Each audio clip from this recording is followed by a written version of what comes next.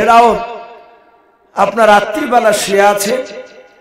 তাফসীরে মারিফুল কোরআনে এসেছে আকাশ থেকে একটা আগুনের কুণ্ড ফেরাউনের সিংহাসনে, কে বলছেন তার সামনে একটা চেয়ারে পড়লো আর চেয়ারটা আগুনে পুড়ে ভস্ম হয়ে গেল। আর একজন নবী বলছেন নাও, ওর সিংহাসনে পড়ে গোটা সিংহাসনটা পুড়ে গেল। ফেরাউনের ঘুম ভেঙে গেল। সেই সময় ফেরাউন বাপজি সকালবেলা হামানকে বলল, ভাই আজকে রাত্রিবেলায় খবর দেখেছি খুব খারাপ। বলে কি? বলে রাত্রিতে দেখলাম আগুনের কুণ্ড এসে আমার সিংহাসনে পড়ে সিংহাসন পুড়ে দিল। এর মানে কি হবে? ফেরাউন বলল তা তো নয়। হামান বলল ভাই আমি এত বুঝতে পারবো না। বলে কে মানে করবে? বলে আপনার দেশে যারা জ্যোতিষী আছে, স্বপ্নবিদ যারা আছে, আমরা পড়েছি হাদিসে তাদেরকে কাহিন বলা হতো। ডাক দিয়ে বলল যে ভাই জ্যোতিষী কাহিনরা অনেক কিছু বলতে পারে।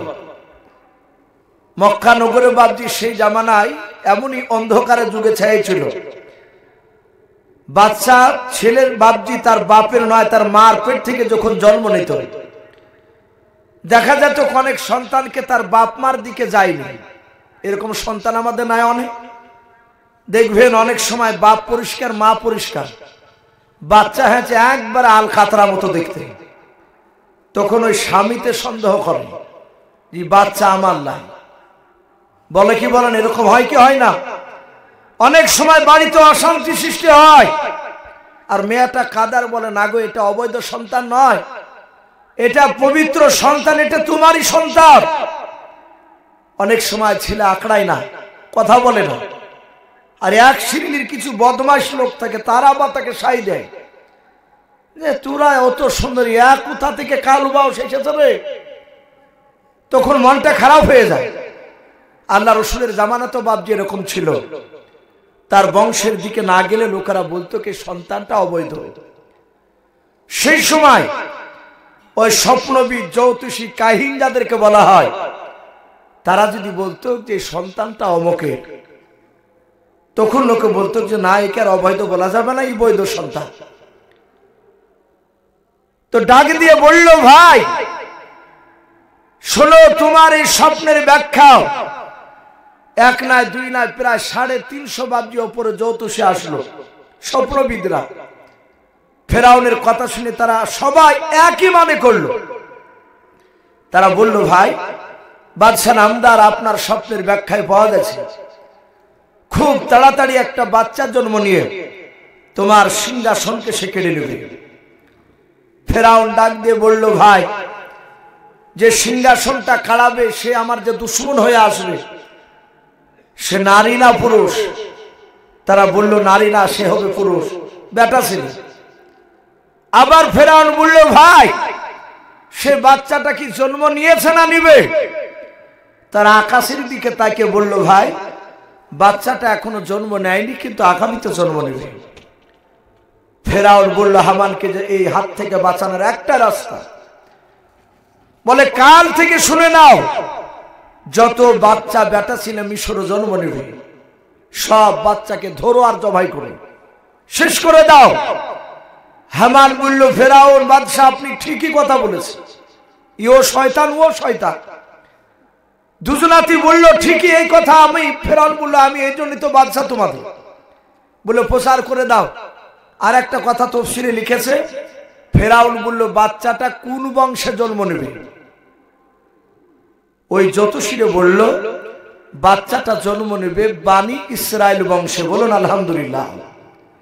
কোরআন শরীফে বানি ইসরাইল বলে একটা সূরা আছে 15 পারা, 1,24,000 নবী রাসূল।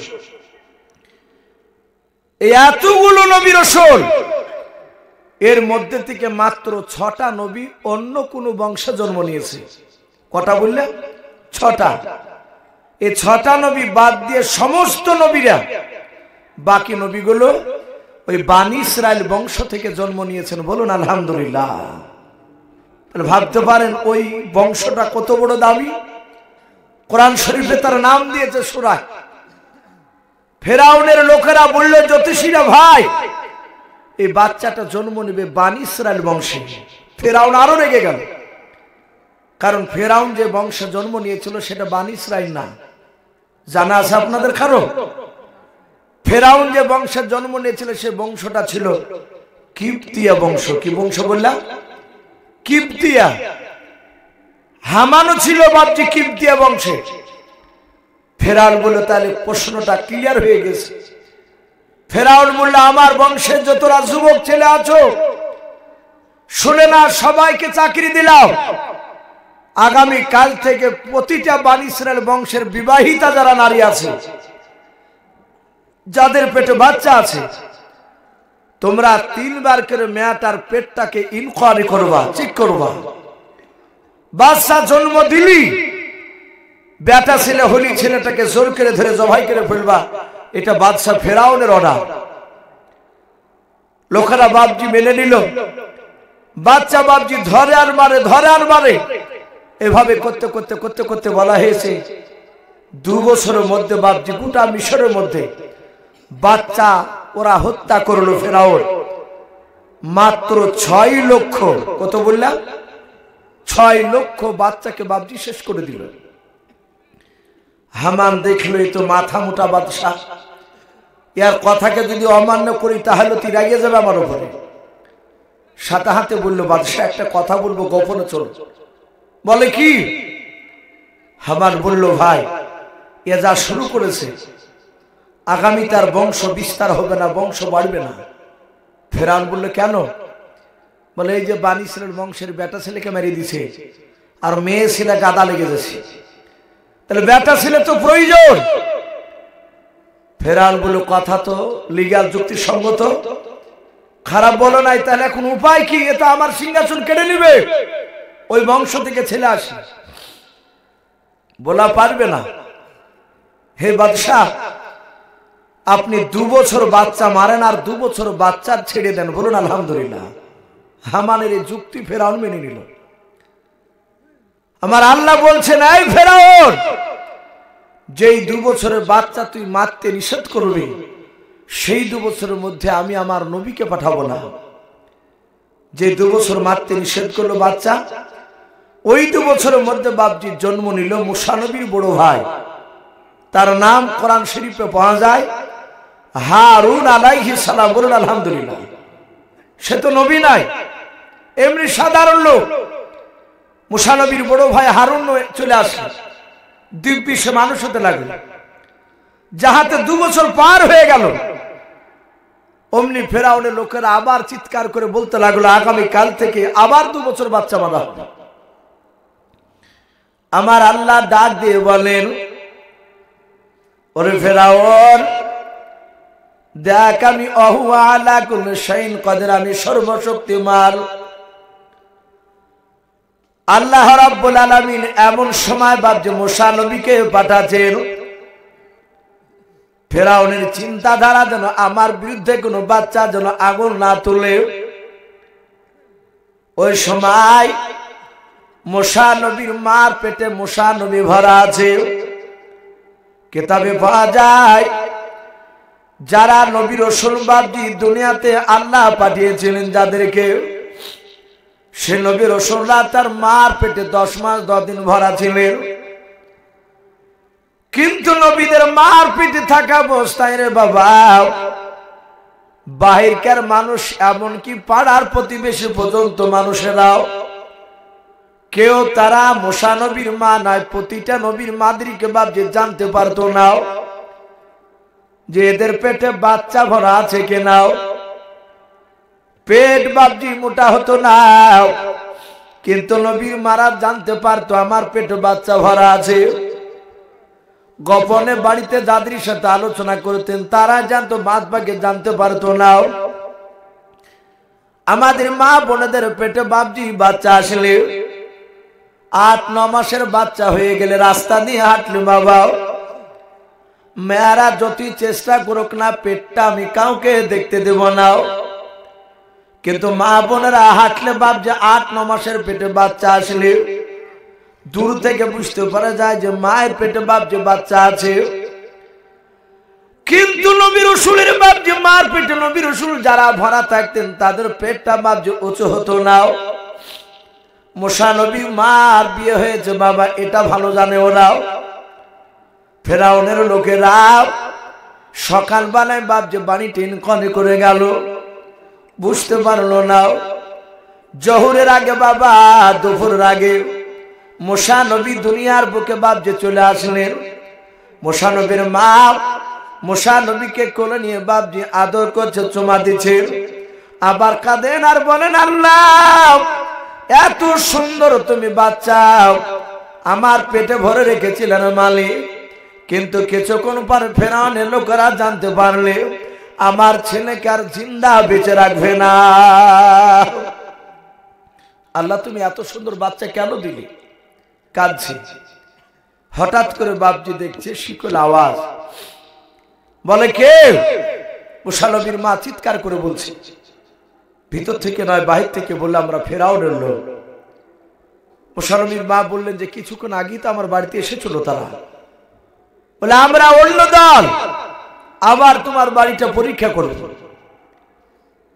মুসা নবীর মা চিন্তা করলে আমার বাচ্চাটা আমার চোখের সামনে শেষ করে দিবে, আমি মা সহ্য করতে পারবো না। মুসা নবী চিন্তা করলেন তার মা যা আমি আমার চোখের সামনে ছেলেকে মারুক এটা আমি দেখতে পারবো না, ওদের হাতে মারতে দিব না, যা হবে হবে, আমার ছেলেকে আমি একাই ওদিকে শেষ করে দেব, ওদের হাতে দিব না। উনি দেখলেন চুলহাতে বাপজি আগুনের ফিঙ্গার যাকে বলা হয়, লাল আগুনের বাপজি আঙ্গার, আগুন দাও দাও করে জ্বলছে। মুসা আলাইহিস সালামের মা ওদের হাত থেকে বাঁচানোর জন্য ওদেরকে মারতে দিব না বলে বাচ্চাটাকে চুলার ভিতরে রেখে দিয়েছে। ওরা বাপজি গোটা ঘর খুঁজল, কিন্তু চুলাতে যে বাচ্চা ভরা থাকবে এটা ধারণা করতে পারেনি। এরা চলে গেল, পেল না। মুসা নবীর মা কাঁদছেন আর বলছেন, আল্লাহ আমার ছেলেকে আমি নিজে হাতে শেষ করে দিলাম।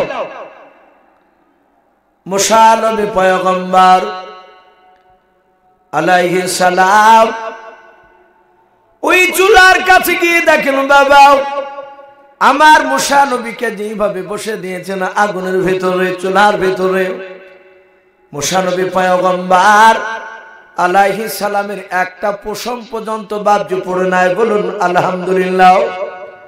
মুসা নবী হাত নড়াচ্ছেন, পা নড়াচ্ছেন। মুসা নবী মা মুসা নবীকে বাপজি তুলে নিলেন, কিন্তু নাম মুসা নবী তা বাপজি তো কোনো নাম রাখে নাই, কারণ চিন্তায় চিন্তিত ছেলেকে কেমন করে বাঁচানো যায় ফেরাউনের হাত থেকে। ছেলে নিয়ে চুমা দিচ্ছে, আর ওই সময় বাপজি দরজার ভিতর থেকে নয় বাবা বাহির থেকে একজন মানুষ, অপরিচিত কণ্ঠ বাবা আবার ডাক দিয়ে বলে, মুসার মা, এই মুসার মা। মুসার মা চিন্তা করছে আমার মুসা বলিতে কেউ নাই।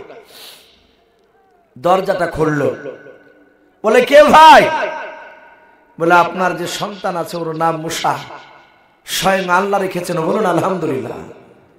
বলে মুসা? বলে হ্যাঁ, খুব সুন্দর নাও। ওই ওর আগে বাপজি ওই মিশরে কোন মানুষের মুসা নাম ছিল না। মুসা নবী আসার পর মুসা নাম হয়েছিল আর একটা, হযরতে মুসা আলাইহিস সালাম। তার মা বলল, ভাই তুমি কে? মেয়েটা নয়, ছেলেটা বলল, আমি পৃথিবীর কোনো মানুষ নয়, আমি আল্লাহর ফেরেশতা, তোমার বাড়িতে ছুতার মিস্ত্রি সেজে এসেছি, কাঠের যে মিস্ত্রি বলে আমরা। বলল কেন এসেছো? বলে তোমার ছেলেকে এখানে নিরাপদে থাকা যাবে না, রাখা যাবে না, এই জায়গাটা নিরাপদ নয়। বলে কি করতে হবে? বলে একটা বাক্স তৈরি করে বাক্সের ভিতরে তোমার ছেলেকে ভরে দিয়ে ওই নীল দরিয়াতে তুমি ছেড়ে দাও। বলে ছেলে ডুবে যাবে। বলে চিন্তা তোমাকে করতে হবে না, আল্লাহ হেফাজত করবে। বলে বাক্স কোথায় পাবো? ফেরেশতা বললেন, জিবরিল যে আমাকে হুকুম করো। উনি মানুষ রূপ ধারণ করে দাঁড়িয়েছিলেন, ওনার কাছে কয়েকটা তক্তা ছিল, তক্তাগুলো ছিল জান্নাতি তক্তা। বলুন আলহামদুলিল্লাহ। জান্নাতের তক্তার সাথে দুনিয়ার তক্তা মিল খাবে ভাই? মিল খাবে না। পার্থক্য ওটাই হবে, দুনিয়ার ফলকে একবার কামড়াবেন, যদি টক হয় তো টকই হবে, আর জান্নাতের ফল আপনি যতবার কামড়াবেন ততবারই তয় রকমের স্বাদ হবে, বলুন আলহামদুলিল্লাহ। আর জান্নাতে সেই তক্তা বাবজি জিবরিল বললেন, আপনি আমাকে হুকুম করুন, আমি তৈরি করে দিছি। হুকুম করলেন, কয়েক সেকেন্ডের মধ্যে বাক্স তৈরি হয়ে গেল, বলুন আলহামদুলিল্লাহ। জিবরিল বললেন, ওগো মুসার মা, তোমার এই সন্তানকে ডালা তুলে ডালার ভিতর ভরে দিয়ে তুমি নীল দরিয়া ছেড়ে দাও। মুসা নবীর মা বাবজি সাদা কাপড়ে বাবজি জড়ে নিলাও। মুসা নবীর গোটা শরীর খানা বাবজি জড়ে দিয়াও, শুধু মুখখানা চেহারা খানা বাবজি আপনার খালি রেখেছে। বাক্সর ডালা তুলে বাক্সের ভিতরে ভরে দিয়াও, নীল দরিয়াতে বাবজি পানিতে ছাড়তে যাবে। ওই সময় মুসা নবীর আরেকটা বড় বোন ছিল বাবা, যে বোনটার নাম তাফসীর মারফুল কোরআনে এসেছে মারিয়াম। কি বললাম? মারিয়াম, যাকে আমরা মরিয়ম বলি। মুসা নবীর মা ডেকে বলে, বেটে মরিয়ম, আল্লাহর বড় পরীক্ষায় আল্লাহ আমাকে ফেলেছে রে বেটে। তোমার ভাই মুসাকে নীল দরিয়াতে পানিতে ছেড়ে দিলাও, তুমি নদীর কোল করে যাবা, ওপর দিয়ে যাবা, ফ্যাল ফ্যাল করে বাক্সর দিকে তাকাবা না। মাঝে মাঝে আর চোখে চোখে থেকে থেকে দেখে ভাব বাক্সখানা ভেসে যাচ্ছে না পানিতে ডুবে যাচ্ছে। ও বিটি, লুকিয়ে জানে, কেউ জানে বুঝতে না পারে, তুমি বাক্সকে ফলো করতে করতে তুমি হাঁটতেছো। মরিয়ম বেশ বাপ, যে 10-12 বছর বাপ, যে বাচ্চাও বললো, মা চিন্তা করো না, আমি সেইভাবে যাব, জানতে পারবে না। মুসা নবী পয়গম্বরকে ছেড়ে দিয়েছে, স্রোতে বাপ যে ভাসতে ভাসতে চলে যাচ্ছে, পানিতে ডুবে নাই। হযরত মুসা নবীর বোন মরিয়ম বাপ যে যেতে যেতে দেখলেন একেবারে বাক্সটা যেতে যেতে মাঝ নদীতে থমকে দাঁড়িয়ে গেল, আর যাই না। মুসা নবীর বোন তাকে দেখলেন, বাবা ওই বাক্সখানা একটা ওই নদীর কিনারায় বাড়ি দেখতে পাওয়া যাচ্ছে। কিতাবে লিখেছে ফেরাউনের বাপজি 3 জায়গায় বাড়ি ছিল, কোন কোন মুফাসসিরিন কেরাম লিখেছেন 7 জায়গায় বাড়ি ছিল। তার মধ্যে থেকে ফেরাউনের একটা বাড়ি বাবা ওই নদীর ধারে ছিল। এই ফেরাউন গরমের সময় তার বিবি আসিয়াকে নিয়ে বাবা ওই গরমে নদী ধারে বাতাস খাওয়ার জন্য, হাওয়া খাওয়ার জন্য বাপজি বিলাসিতা করতে ওই জায়গা আসতো। ওই ফেরাউনের বাড়ির দিকে বাবা বাক্সখানা ভাসতে ভাসতে গিয়ে একেবারে ফেরাউনের ঘরের কিনারায় লেগে গেল। মুসা নবীর বোন মরিয়ম আল্লাহকে ডেকে বলেন, আল্লাহ এ তুমি বড় আরো পরীক্ষা ফেলে দিলাও। এই মুসা নবীকে, আমার ভাইকে ওই ফেরাউনের কাছ থেকে বাঁচানোর জন্য নদীতে ছেড়ে দিয়েছো মা। আবার তুমি মওলা ফেরাউনের ঘরের কাছে কেন তুমি নিয়ে যেয়ে রেখে দিলে বলো? মরিয়ম কাঁদেন ওই দিকে দাঁড়িয়ে দাঁড়িয়ে। হঠাৎ করে বাপজি আসিয়া নদীর দিকে নজর করলেন, দেখলেন ওই জান্নাতি তক্তা দিয়ে বাপজি বাক্সখানা তৈরি করা। আসিয়া জানে নাও, কিন্তু আসিয়ার ওই বাক্সটা দেখে বাপজি সে তার মুগ্ধ হয়ে গেল। বারবার ফেরাউনকে মনে গো প্রাণের স্বামী, ওই দেখেন আমাদের ঘরের কিনারায় কত সুন্দর একটা বাক্স লাগে আছে, দেখো। ফেরাউন বলল, বিবি আসিয়া ও বাক্স কার কি ভরা আছে ঠিক না, আমি তোমাকে এর চেয়ে সুন্দর বাক্স তৈরি করে দেব। কারণ আসিয়া সেই সময় বিশ্ব সুন্দরী নারী ছিলেন, বলুন আলহামদুলিল্লাহ। আসিয়া বলে, না আমি ওই বাক্সই দেখতে চাই, বাক্সটা কি আছে? ফেরাউন বলল, বিবি তুমি দাঁড়াও, আমি যাই দেখি। যাহাতে বাক্সটা ধরতে যাবে আল্লাহর কুদরাতে গভীর পানির দিকে আবার পেছন দিকে চলে গেল, বলুন আলহামদুলিল্লাহ। ফেরাউন আবার চলে আসলো, আবার নৌকাতে সে কিনারা লেগে গেল। ফেরাউন বলছে, বিবি আসিয়া মনে হচ্ছে ভিতর ভিতর দিয়ে কেউ টানছে। বলে, তুমি পারবে না, আমি যাই। আসিয়া গেলেন, বাক্সটা গেল না।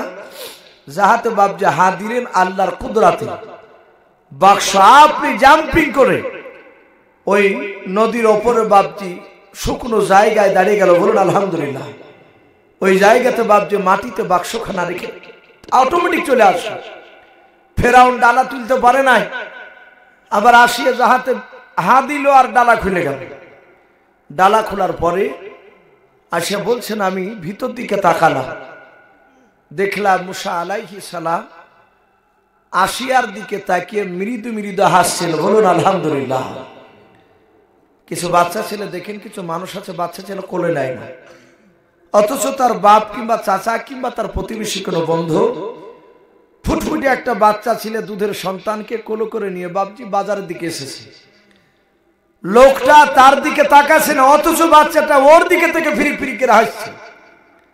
তো লোকটা তাকে বলে, বেশ তোর বাচ্চা তো খুব ফুর্তিয়াল, উল্লেই না, অথচ বাচ্চাটার হাসি দেখে সে না নিয়ে থাকতে পারে না।